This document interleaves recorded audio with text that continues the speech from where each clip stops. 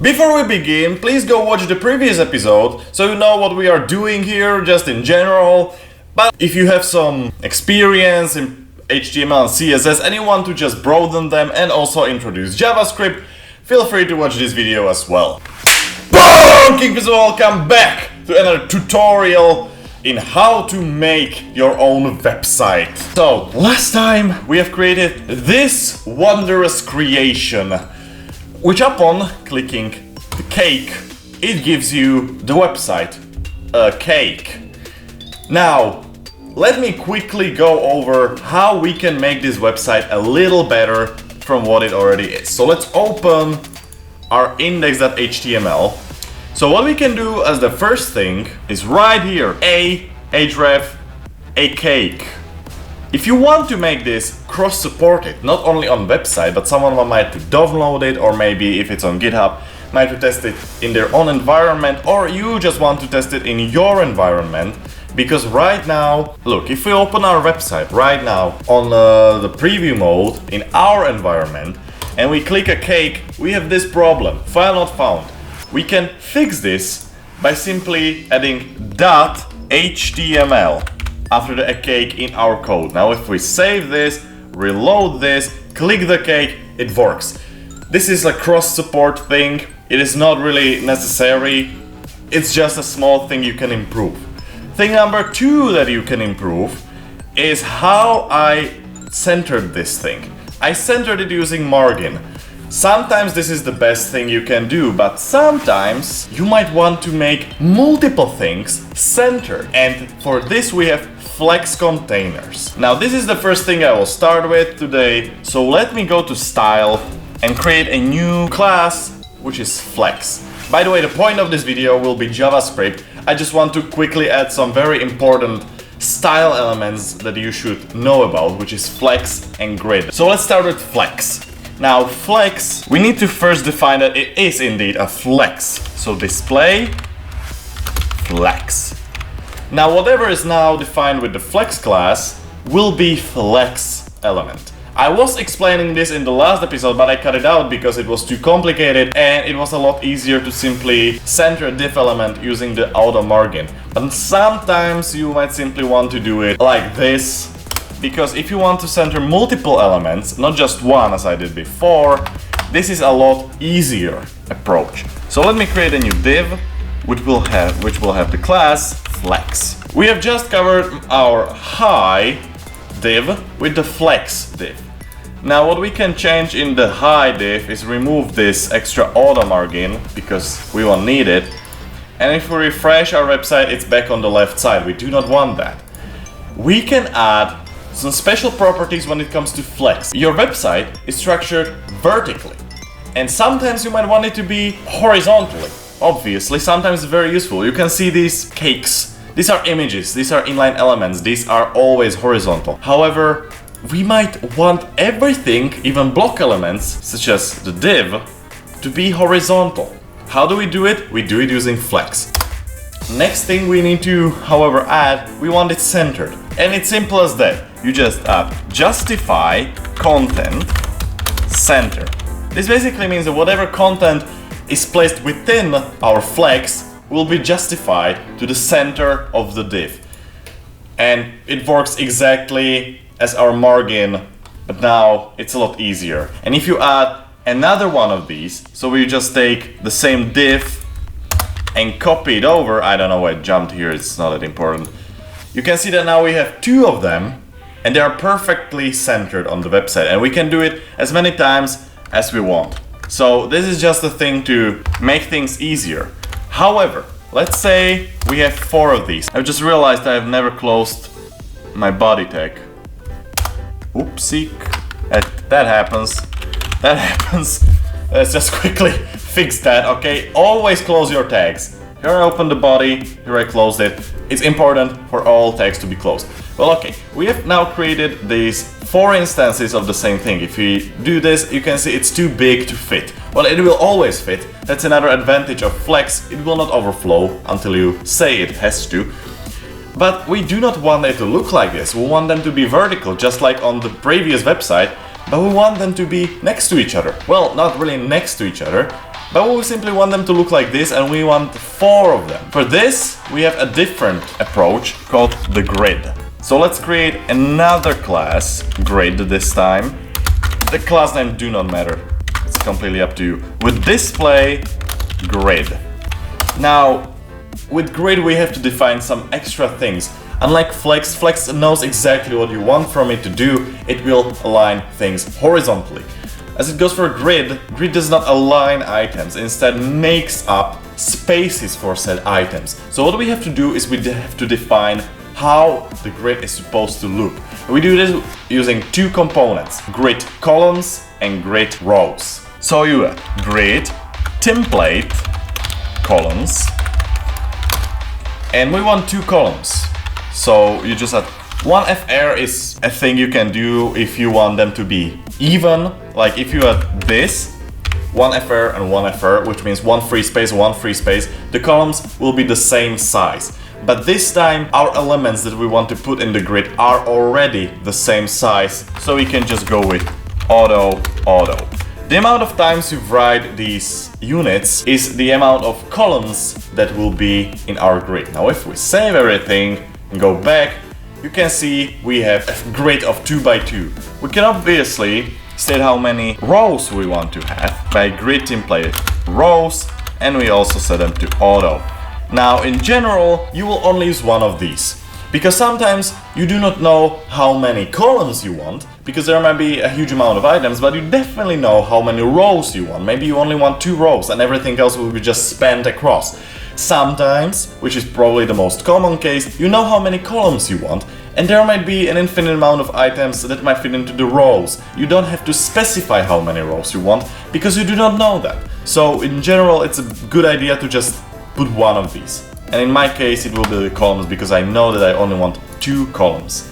Now one thing has changed. You can see that our items we have put in the grid are not centered, which is not good. And we do it using the same property, justify. However, this time not content, we have to justify self. So we go to hi, which I've just realized is an ID. It's fine. As you can see, when it comes to styles, it doesn't matter if we have a class or ID. Okay, I have to keep it, I don't want to change it all.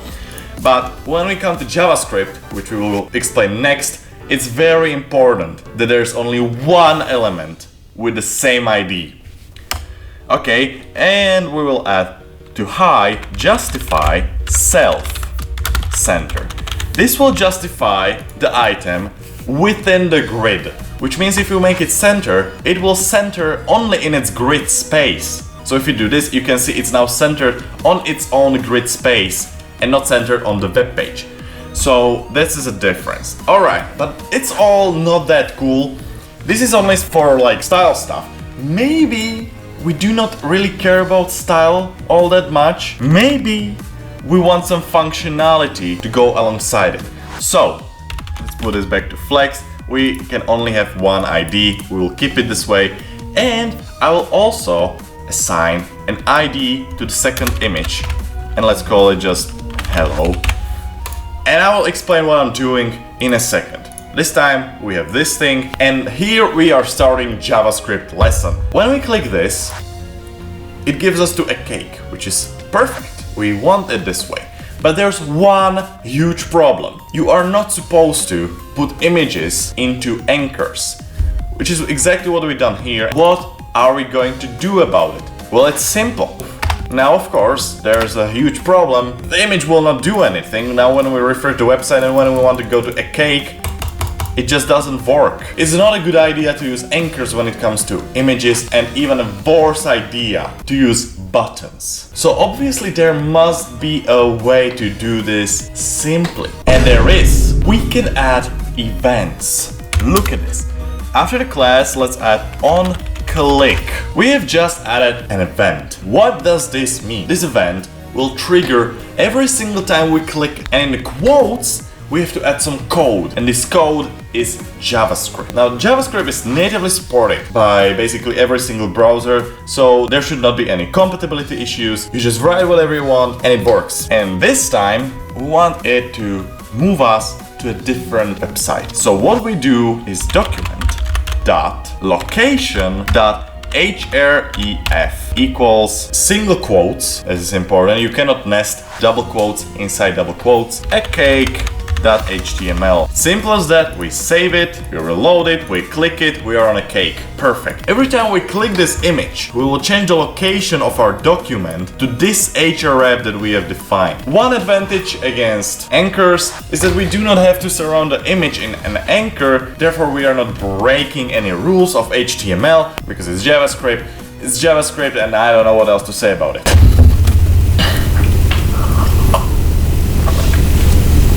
We've also defined an ID for the second one. Now the reason I want that is because we will add a special button that will hide and show this image when we click it. Now that's already what I call JavaScript. So let's create a new file. Let's call it script.js. Now the .js means it's JavaScript. Here we can define functions, we can define whatever we want. So what we will do is define a function that will hide or show the image depending on if it's already visible or not. So let me first create a variable. This is a piece of data that will hold the information, whether is the image visible or not. So let's first start with let.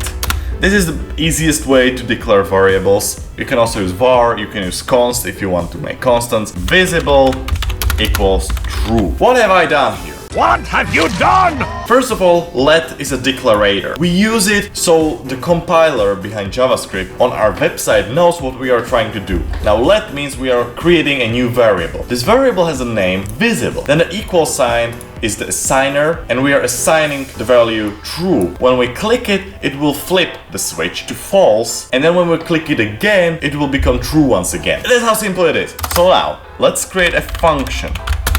We create it using the keyword function. Now we have to give it a name, make visible. Don't forget parentheses. Even if you do not have any parameters, which we do not, parentheses are extremely important because that's how JavaScript knows that this is indeed a function. Now, we need to somehow know which element we want to change the visibility of. And how will we do it? Well, whenever you want to manipulate what's already on screen, you use document. You can see that I'm using dots, and it is because document is actually an object, where function and let is just a keyword. Document is actual object that we are currently trying to change in some way. But we are not going to change an object right now. We are going to get something from the object. You do it using functions that start with get. Simple as that. So we want to get an element. So write the word element. Now case does matter, so E must be capital. And as you can see, there are different ways you can get elements. We have assigned an ID to our image, so add by ID. Don't forget B and I also have to be capital. Now it's a function, which means parentheses go in, but this time we do have a parameter. As you can see, we have assigned an ID of hello to our image that we want to make visible and invisible. So let's type that in. And you can see right now we have gotten an element by ID hello from document. Now we obviously have to create some sort of variable which will be our image. This will give us the element. We can now use it however we want, and what we are trying to do with this one is make it visible or invisible. So first of all, what we have to do is switch visible to false or true depending on what it already is. We can do it very simple. Visible. It's already declared using let, so we cannot add the declarator let, because if we would do that, this would just create a new variable, but we are trying to already get a variable that exists and we want to modify it. So it equals exclamation point visible. What does this mean? Exclamation point before a boolean number switches it to its other value, which means true becomes false and false becomes true. Let's add a conditional statement that will check whether it's visible or not, and then change the visibility of said picture to be visible or not. So if, don't forget parentheses, it's important. Parentheses in JavaScript are very important. Just put them wherever you want. If visible means that if visible is true, we are gonna do something. And then we add else, which means if it's not visible, if visible is false. And what are we going to do is make image.style opacity, which is the visibility basically, to 0. I mean, here we say it's visible, so we have to make it 1. And here in the other one, it's invisible. So let's make it 0. Now let's go back into our style sheet and add a transition value to our image. So what I wrote here, transition basically makes it fade in or fade out depending on what you are changing. Here we are changing the opacity, and with this it will have a small animation that takes 0.2 seconds. That's exactly what is here. Now Now obviously we have defined a function, we have changed the style, but when we go back to our website, nothing has happened. We have not added our button that will trigger this action. So let's add the button class hello, and on click, we will add our function name, which is make visible. We will just copy it, close the button, hide/show, and now we reload. Now when we click this, nothing happens. And obviously your question is, well then why? We've already created the script, we have created our website, and nothing happens. Well, there's one last thing you have forgotten to do. Just like when we linked our style.css, we have to link our script.js, and we do it using the script tag source, just like for images, script.js, and close it. Now this is a closing tag, so don't forget to add this one. Unlike link, which closes itself, this one does not close itself. And now when we refresh our website and click hide show, did you see that?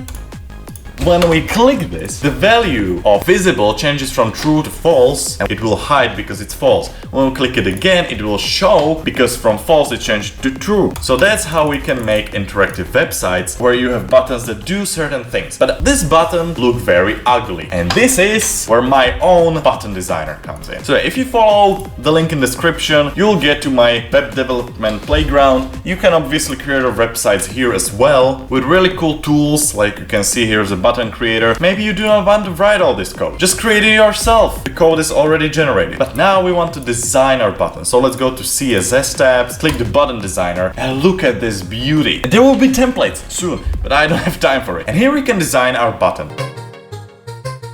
And look, we already have a button, and we will also add the transition because I like when everything moves. We can change CSS from hover to active. What does this mean? When we use hover and we hover over the button, it will have different style. The same goes for active. When we press the button, it will have different style. So we can enable this, and what we will do is I want this to be a bit bigger when hovering. We have added it a class hello, so let's put that in. Go to your code, copy it all. You would have to write all of this. Now you don't have to. You just copy it, put it to your CSS, save it, refresh, and you have your own button. And it already looks a lot better like this. So we have created a simple button that does something. But now, if we click this button, it changes the website to my YouTube channel. Maybe we want to show up a menu with all of our socials instead. Yeah, editing my videos is so much pain I cannot even find what I said. It would be cool, wouldn't it? And we will do it like this. Now ignore this. There's a lot I have not explained. So what we will do is remove the A element, of course. We do not want that, never. It's terrible. And we will add some sort of function. So on click, let's say YouTube. Now obviously we have to define such function. So let's add a function YouTube. And okay, what this one will do is show an overlay of my socials. So after everything we have, let's create another div with an ID, let's say YouTube. This one will contain socials. In our style, let's create our div, which is the ID YouTube. Okay, so defaultly, it won't even be visible. To do this, you have to add display none. But in our script, we'll make it display block, which means it will be visible. So let me simply get YT, which will be our YouTube element, yt.style.display equals block.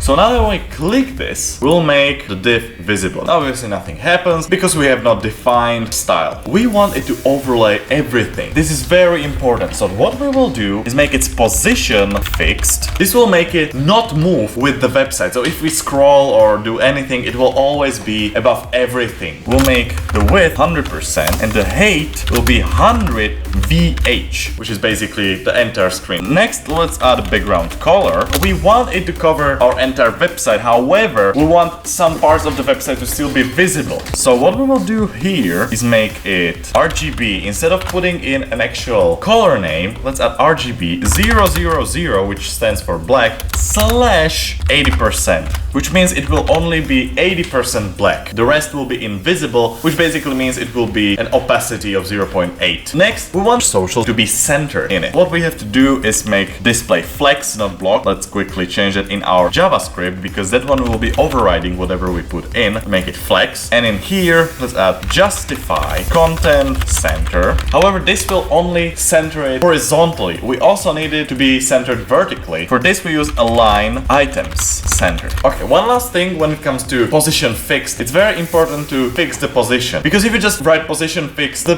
website doesn't really know where you want to fix it. Because it's already covering the entire website, it doesn't really matter where we put it. However, the values must always be 0. So I'll put it on the top and to the left. So now, if we go and check it, you can see it got darker. We can add a div, which will be a grid. And in here, we can add buttons. For example, with all class hello, if we already designed it, why not? With obviously on click, document, location, href. You can add like multiple links. We'll add 4 because we have the grid. Maybe instead of visit my YouTube channel, you would now change it to check out my socials, YouTube, Instagram, I don't know, GitHub, and Discord. So if we now refresh this and click check out my socials, well, okay, there's one more thing about grid I will teach you in a second, but you can see we have all our elements right here. One thing is growing. How do we close this one? We will do that as well, don't you worry. So let's go back to our grid. We can add the grid gap. Let's make it 50 pixels, why not? And I think you can figure out very quickly what this one will do. It will add a gap. Now let's just add a paragraph. Let's actually make it a heading. Let's make it bigger. On click, close YouTube.